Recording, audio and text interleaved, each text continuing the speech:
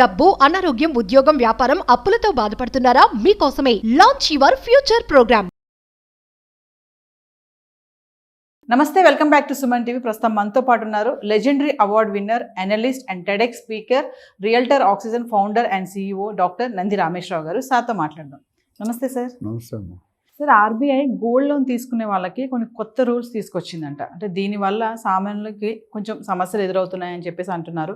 ఎందుకు కొత్త రూల్స్ తీసుకురావాల్సి వచ్చింది? ఆ విధానాలు ఏంటి సార్ ఒకసారి? ఇప్పుడు చెత్తకోటి దరిద్రాలకి అనంతకోటి ఉపాయాలు ఉన్నాయి. రూల్స్ టైట్ అవుతున్న కొద్ది మన ఫ్లెక్సిబిలిటీ కూడా పెరిగిపోతుంది. గవర్నమెంట్ రూల్స్ ఎట్లా ఉంటే మంచి కోసం పెడతారు, చెడ్డ వాళ్ళ కోసం పెడతారు, మంచి వాళ్ళు మాత్రం ఫాలో అవుతారు. Rules are kept for bad people, but rules are followed by good people. ఎందుకంటానంటే ఇప్పుడు బంగారంలో మీకు మేబీ 1-2 years బ్యాక్ ఒక ఇష్యూ అయింది. ఏంటంటే ఒక ఆయన 15 లక్షలు విలువైన బంగారం పెట్టాడు లోను. పెట్టిన తర్వాత ఆయన కట్టలేపాడు, వడ్డీ కానీ ఒకటి కట్టకపోతే బ్యాంక్ ఏం చేసింది, ఆక్షన్ చేసింది. ఆ 15 లక్షలది 12-13 లక్షలకి ఆక్షన్ చేసింది. ఎవరో ఒక కస్టమర్ కొనుక్కొని ఇంటికి వెళ్ళి టెస్ట్ చేస్తే అది నకిలీ గోల్డ్. మరి ఈ పరిస్థితి ఏంటి? బ్యాంకు స్వయాన గవర్నమెంట్ బ్యాంకు.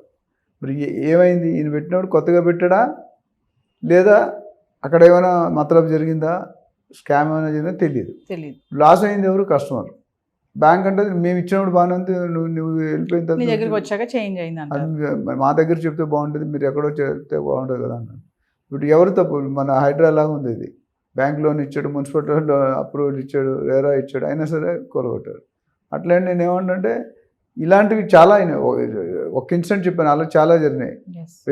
వెయిట్లో కొద్దిగా కలిపేస్తారు, బంగారం మీద ప్యూరిటీ తగ్గచ్చు. ఇప్పుడు అందుకే మెషిన్లు వచ్చాయి లేటెస్ట్గా. బ్యాంక్లో ఉన్నది షాపుల్లో అయితే మెషిన్స్ ఉన్నాయి. మీరు ఎస్పెషల్లీ టాటాస్ బ్రాండెడ్ GRTL వెళ్తే దే విల్ మెజర్. మిగతా చిన్న కంపెనీలు కూడా పెట్టారు. సో ఇప్పుడు RBI ఏముంటుందంటే దీని మీద లోన్ 2 లక్షల కంటే ఎక్కువ ఇచ్చినా, 2 లక్షలు ఇచ్చినా ఎన్ష్యూర్ చేసుకోవాలి that gold belongs to you. అంటే మీ ఫ్యామిలీ అంటే మీ ఫ్యామిలీ బిల్ ఉండాలి. బిల్ అయితే మీకు లోన్ ఇయ్యరు. అంటే గోల్డ్ లోన్ పెట్టడానికి వచ్చిన వ్యక్తి ఆ బంగారం అతందా కాదా అనేది ఫ్యామిలీ ఎవరిదో ప్రూవ్ చేయాలి, కన్ఫర్మ్ అవ్వాలి. వైఫ్ హస్బెండ్ అని ఎవరి పేరు ఉంటే మీరు లోన్ తీసుకుంటారు, మీరు ప్రూవ్ చేయాలి.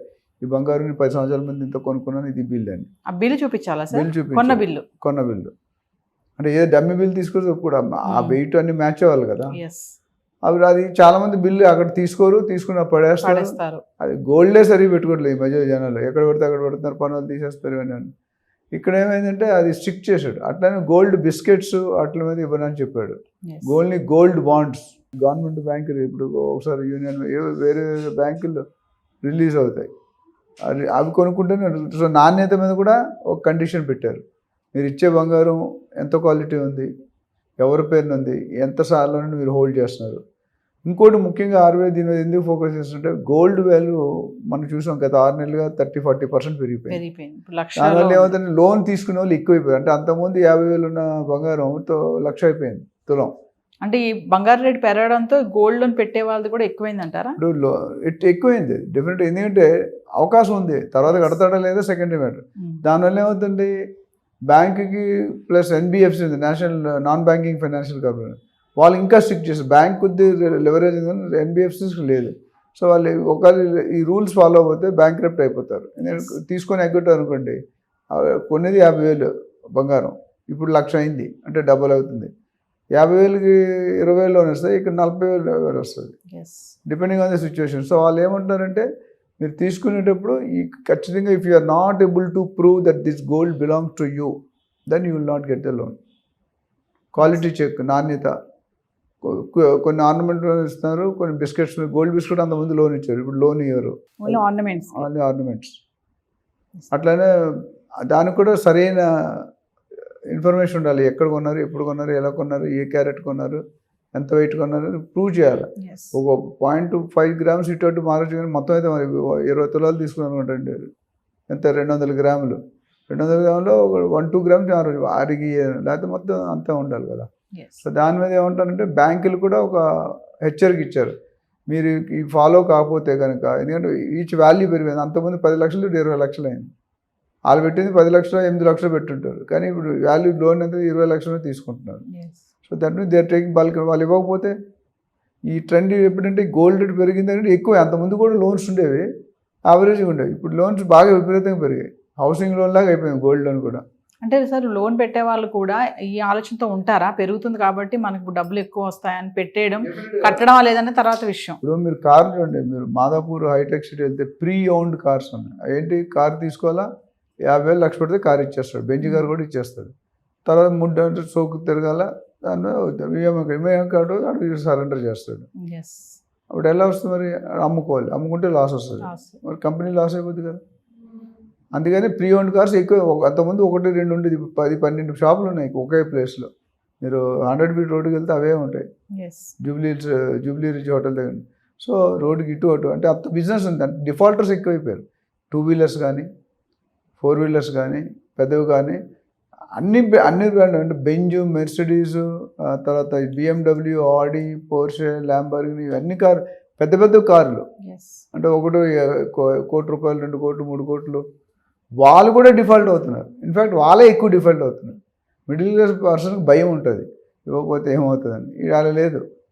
సో అందుకని ఇవన్నీ ఏంటంటే గవర్నమెంట్ ఈజ్ కంట్రోలింగ్, అంటే their job is to protect the public. అట్లా అని బ్యాంకును కూడా వదిలేదు. బ్యాంకును కూడా ఇద్దరికి విన్ విన్ సిచ్యువేషన్ ఉండాలి. మీరు తీసుకుని అమ్ముతూ ఉంటే కూడా మీకు డబ్బులు రాగలగాలి, సేమ్ వాల్యూ రావాలి. అందుకనే 100% ఇవ్వరు. వాల్యూ ఎంత ఉందో దానికి 50-60% మాత్రం ఇస్తారు. అంటే స్కామ్స్ జరుగుతున్నాయి కాబట్టి ఈ విధానాలను తీసుకురావడం జరిగింది అనుకోవచ్చు అంటారా? అబ్సల్యూట్లీ. అందుకే, ఎందుకంటే మనకి కోర్టుకి వెళ్తే చెక్ బౌన్స్లు, డైవర్స్లు, లోన్ ఫర్ డిఫాల్ట్స్ ఇవే ఉన్నాయి. లోన్ డిఫాల్ట్ చాలా మంది, credit card defaulters, loan defaulters, housing loan defaulters, especially automobile రౌడీలు పెట్టి కలెక్షన్ టీమ్ సపరేట్ ఉండేవాడు. నయాన్నో భయాన్నో బెదిరించి తీసుకొస్తాడు, లేకపోతే కారు ఎత్తుకొస్తాడు, లేకపోతే ఇంట్లో సామాన్లు ఎత్తుకొస్తాడు, లేకపోతే మనుషుల్ని ఎత్తుకొస్తాడు, రకరకాలుగా. సో కోర్టులో 50% తగ్గిపోతుంది ఇవి కానీ కరెక్ట్గా ఉంటే. ఎందుకంటే చెక్ బౌన్స్ ఎప్పటికీ జరుగుతున్నాయి. ఎన్ని చెప్పినా, ఎన్నిసార్లు చెప్పినా ఆ తప్పులు జరుగుతూనే ఉన్నాయి, ఇంపాక్ట్ ఉంటూనే ఉంది. అందుకని government is trying to their best to control these kind of mall practices. ఎవరైనా మాల్ ప్రాక్టీసెస్ ఉంటే దాన్ని కంట్రోల్ చేయండి. ఇది ఒక విధానం. అంటే ఇంతకుముందు అడిగేవారు కాదు, ఎక్కడ కొన్నా ఉందా, పత్తులలో ఎంత, ఎవరిది. ఇప్పుడు ఏంటంటే ప్రికాషన్, ఇచ్చే ముందు ఒరిజినల్ నకిలీయా, ప్రూఫ్ ఉందా, ప్రూఫ్ ఉంటే ఎక్కడ కొన్నావు, ఎప్పుడు కొన్నావు, ఎంతకాలం నీ దగ్గర ఉంది, అవన్నీ కూడా పరిశీలిస్తారు. వాల్యూ గురించి అడుగు. ఇంటి 10 సంవత్సరాల ముందు వాల్యూ తక్కువ ఉంటుంది కదా value, but proof of purchase that your purchase from X shop at this time this year, అది ఉంటే అదొక ప్రూఫ్గా చూస్తున్నారు. అండ్ ఎవరు అయితే వెళ్తున్నారో వాళ్ళ ఎవరైతే లోన్ తీసుకోవాలో వాళ్ళ పేరునే ఉండాలి. ఫ్యామిలీ అంటే మళ్ళీ అఫిడవిట్ అడుగుతారు, ప్రూఫ్ మీకుంది, మీ ఆయన తీసుకుంటే మీరు అఫిడవిట్ వాళ్ళు మా హస్బెండ్ అని చెప్పండి. పెళ్ళైనప్పుడు అదే కార్డు తీసుకుని అట్లా గుర్తొచ్చింది, మీరు ఒకరు అఫిడవిట్ ఇవ్వాలి, షీఈ్ మై వైఫ్ అన్నా లేదా హీఈ్ మై హస్బెండ్ అని. అట్లా వేరే పేరు లోన్ తీసుకుంటే మాత్రం they should prove that it belongs to them. మరి బంగారం ధరలు చూసుకుంటే మరి 90,000 ఉన్నప్పుడు మనం మాట్లాడుకున్నాం, మరి ఈరోజు 1,00,000 దాటేసింది బంగారం ధర. అంటే పెరగడానికి గల కారణాలు ఏంటంటారు? 1,00,000 చిల్లరలో నడుస్తుంది ఇప్పుడు బంగారం. అది ఎప్పుడో మనం 6 నెలల ముందే చెప్పాం కదా, 75,000-80,000 ఉంటే నేను చెప్పాం 1 lakh రీచ్ అవుతుంది. నేను యాక్చువల్లీ 9-12 నెలలు అనుకున్నాం, చాలా క్విక్గా 6 నెలల్లోనే వచ్చేసింది. సో ఇంపాక్ట్ అనేది మనం చాలాసార్లు చెప్పుకున్నాం. 1, 2 ఫ్యాక్టర్, 4-5 ఫ్యాక్టర్లు ఉంటాయి. First US economy, inflation rate, central bank reserves ఉంటాయి, అంటే political wars, government policies, import tax effect. So ఇట్లా ఇవన్నీ కూడా రాజు చావుకు 100 మంది కారణం ఉన్నట్టు అన్ని కారణాలు, ఒకటి కాదు. And bilateral relation between country to country, immigration. యుఎస్లో నాకు తెలుసు ఆల్ ఇండియాలో పేరెంట్స్ కంట 50,000 కోర్సు ఈ ఏడాది మిగిలిపోయిందంట. అంటే ఎవరు వెళ్ళట్లేదు. ఇప్పుడు అమెరికాకి వెళ్ళమంటే people are not so happy to go to America. ఎందుకంటే నిన్న కూడా కొంతమంది పంపించారు, రకరకాల వేల మంది వెనక్కి వస్తున్నారు. అక్కడికి వెళ్ళి ఏం చేస్తారు? ఇప్పుడున్న యంగ్ జనరేషన్ నేను మాట్లాడుతుంటే they are not showing interest. వద్దులే అమెరికా అంటే ఇక్కడే పోనీ, అలాంటి సాలరీస్ ఇక్కడ కూడా వస్తున్నాయి, అవే కంపెనీస్ కదా. అక్కడికి వెళ్ళినా టాటాసే, ఇక్కడికి వెళ్ళినా టాటాస్, అక్కడైనా ఇన్ఫోసిస్, ఇక్కడైనా. బట్ ఏంటంటే ఇక్కడ స్టెబిలిటీ ఉంటుంది.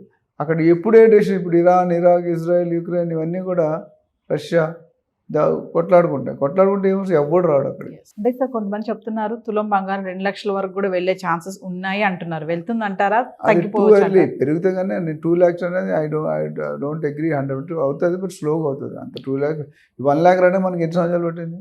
Yes. మేబీ అంత టైం పట్టబోయే, బట్ అంత స్టీప్ ఇంక్రీజ్ ఉండదు. మధ్యలో కొద్ది డ్రాప్ అవుతుంది కూడా, మధ్యలో మీరు చూసి కొద్ది డ్రాప్ అవుతుంది.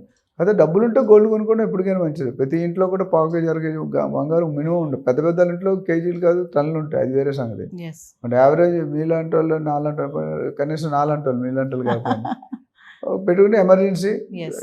క్యాషబుల్ ఈజీ లిక్విడ్ వస్తుంది, మిగతా ఏవి కూడా రావు. Yes.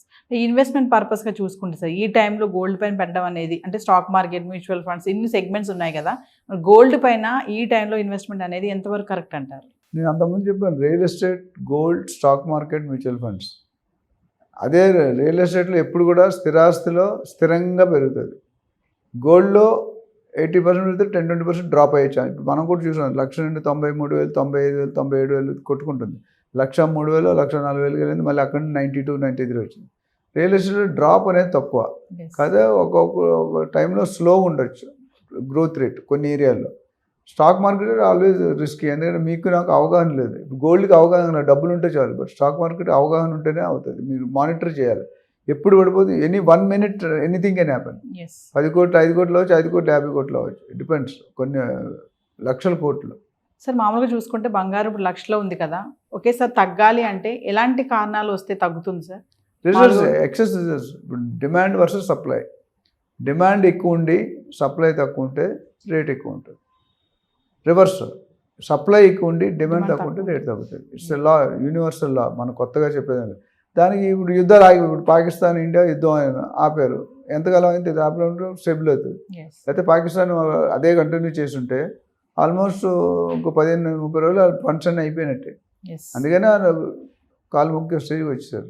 ట్రంప్ టారిఫ్ ఎఫెక్ట్ కూడా ఇప్పుడు పెరగడానికి, 1,00,000 వరకు వెళ్ళడానికి కూడా కారణం డెఫినెట్. ఇప్పుడు నా అనుకోవచ్చా? కాస్ట్ ఆఫ్ ప్రొడక్షన్ పెరిగిపోతుంది కదా, రేట్. ఇప్పుడు raw material, spares, accessories, consumables plus your profit is equal to sell price. Yes. ఆ ప్రాఫిట్ తగ్గిపోతే ప్రైస్ సడన్గా పెంచలేరు, బట్ రా మెటీరియల్ పెరిగింది, రా మెటీరియల్ కొనుక్కుంటే ట్యాక్స్ వేస్తున్నాడు, ఇంపోర్ట్ ట్యాక్స్, ఎక్స్పోర్ట్, అది ఎఫెక్ట్ అవుతుంది. దానివల్ల కూడా కొద్ది చేంజ్ ఉంటుంది. ఈవెన్ డీజిల్లో రేట్లు పెరిగినా తగ్గినా అది రేట్ ఎఫెక్ట్ ఉంటుంది. Yes. Thank you, sir. Thank you.